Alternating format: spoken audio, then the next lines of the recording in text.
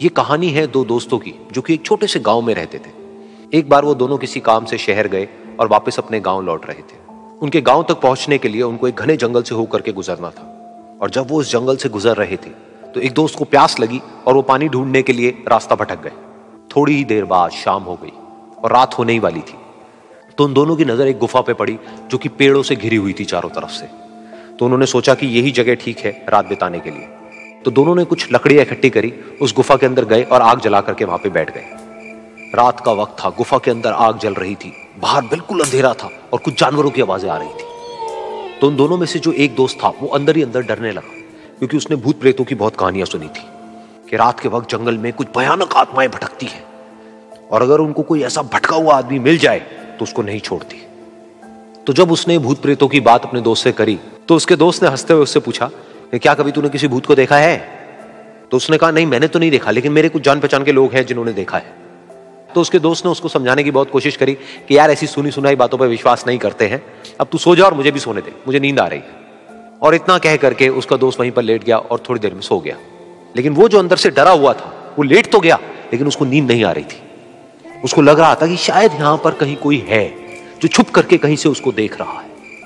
उस आग की वजह से कुछ परछाइयां बन रही थी वहां पर पत्थरों पर, तो उन परछाइयों को देख करके भी वो डर रहा था। फिर कुछ घंटे तक ऐसे ही चलता रहा। फिर उसके बाद में क्योंकि वो थका हुआ था तो उसको नींद आ गई। लेकिन नींद आने के कुछ देर बाद ही उसको एक सपना आया।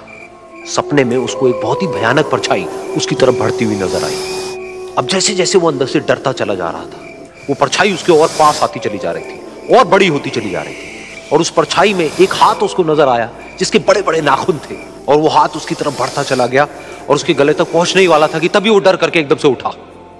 फिर उसने अपने दोस्त की तरफ देखा जो कि सो रहा था, उसको पकड़ करके जोर से उठाया। फिर उसने अपने दोस्त को बताया कि उसके साथ में क्या हुआ। तो उसका दोस्त फिर हंसने लगा। फिर उसके दोस्त ने उसको कहा, अब अगर दोबारा से तुझे वो परछाई दिखे तो तू वही कहियो जो मैं तुझे कह रहा हूं कहने के लिए, फिर देखते हैं वो परछाई तेरा क्या करती है। तुझे अपने अंदर ही अंदर बोलना है, मैं तुझसे नहीं डरता, सामने आ। तो उसके दोस्त ने वैसा ही किया।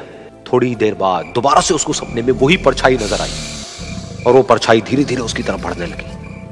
लेकिन इस बार वो उस परछाई से डरा नहीं, बल्कि अपनी पूरी हिम्मत जुटा करके उसने वही कहा, मैं तुझसे नहीं डरता, सामने आ।